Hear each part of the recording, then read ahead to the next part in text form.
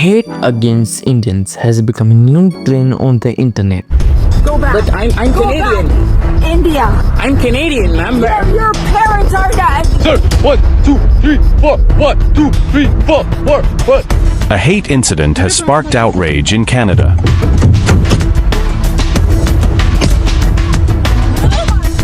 Graffiti with the words Indian rats. Calling Indians Pajit, calling them scammer. Ma'am, don't speak. Now type down there www. Amazon.com. Ma'am, I'm spelling for you. Band ki lodi, go back. No cost, no kit, no catch, no kidding. Go back. Cracking joke करी या फिर उन्हें परवर्टी dirty बुलाना, उनको मोकरे करना या उनको stereotype करना एंड डिग्रेडिंग करना has become a new form of a humor for them. Why are you in my country? Why are you here? Yeah, why are you in America? You need, I don't like you guys here. Oh, There's too many of you guys here. oh. Yeah, Indians, you guys are flooding all the white countries, and we're tired of it. Americans are getting sick of this shit. Okay? इसके पीछे बहुत सारे reason है जिसमें कुछ समझने लायक है और कुछ ना समझ, लेकिन अगर थोड़ी सी इंट्रोस्पेक्शन करे तो हमें ये समझ जाता है कि हम ये डिजर्व करते हैं। देखो भाई, इंडिया से बहुत लोग अब्रॉड जाते हैं जिनके पास ऐसे तो होते हैं लेकिन क्लास नहीं होती, मोस्टली कॉमन सेंस नहीं होती है। जैसे उन्हें पता ही नहीं होता है कहाँ पर कैसा बिहेव करना है। जो सुपीरियरिटी कॉम्प्लेक्स यहाँ रहते हुए था वही वहां जाके भी एक्सपीरियंस करना चाहते हैं। हमें लगता है कि सफाई करना एक पर्टिकुलर सेक्शन का काम है तो हम क्यों करें, हमें क्या फर्क पड़ता है कि आसपास कैसे लोग रहते हैं और कैसा एनवायरनमेंट है। बस हमें एक दूसरे से जोर जोर से बात करनी है और फुल वॉल्यूम में रील्स देखनी है। फेस्टिवल सेलिब्रेट करना है तो चुपचाप एक जगह बुक करके भी कर सकते हैं, लेकिन नहीं, असली मजा तो 40 लोगों को डिस्टर्ब करके आता है और जहाँ मिली जगह वहाँ पर बैठ गए। ક્યાંય પણ કઈ ના જોઈએ, જ્યાં મળી જગ્યા બેસી જઈએ। આ રે આ ખમણ, બાકીનું બધું રમણ ભમણ। અમે અહીંયા બેસી ગયા સુરત એરપોર્ટ ઉપર, સરસ મજાના ખમણ ખાવા અને वहाँ पर बैठ गए, कौन सी जगह है, क्या हो रहा है वो कुछ पता नहीं है।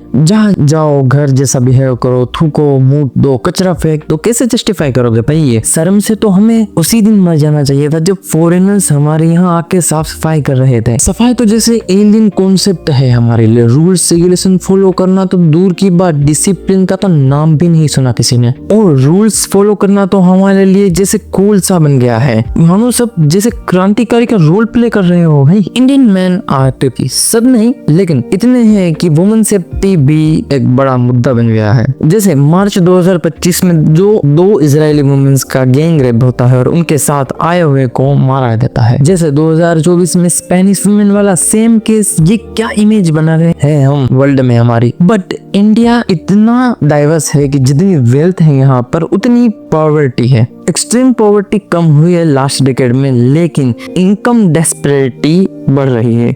एक तरफ पैसा लेना बड़ी बात नहीं है और दूसरी तरफ एक पर्सन से एक साइकिल भी नहीं ली जा रही। जहाँ एक तबका अपनी लग्जरी लाइफ एंजॉय कर रहा है, वहाँ पर दूसरा तबका अपने गंदगी और अंधेरे में जी रहा है। जहाँ एक तरफ जाने का मन करता है और दूसरी तरफ जाने का मन नहीं करता है। 2024 के डाटा के हिसाब से वर्ल्ड के सबसे बड़ा इमिग्रेट पॉपुलेशन इंडिया से है। 18.5 मिलियन लोग बाहर रहते हैं और कमेंट्स में लोग कहते हैं कि बस ये देश छोड़ना है कैसे भी करके। लेकिन मैं उन्हें बताना चाहता हूँ, तुम यहाँ से तो बच जाओगे, लेकिन वहाँ से कैसे बचोगे? वहाँ पर इंडियन लोगों को फुल हेट मिलता है और तो और अटैक ऑन इंडियन अब्रोड्स बढ़ता जा रहा है। मिनिस्ट्री ऑफ एक्सटर्नल अफेयर्स दिखाता है कि 100 के आसपास अटैक्स हुए हैं सिर्फ इंडियन स्टूडेंट्स पर पिछले 5 सालों में। अब बताने की जरूरत नहीं है, ये सिर्फ रिपोर्टेड आंकड़े हैं, सच्चाई इससे भी ज्यादा घिनौनी और वरिंग है।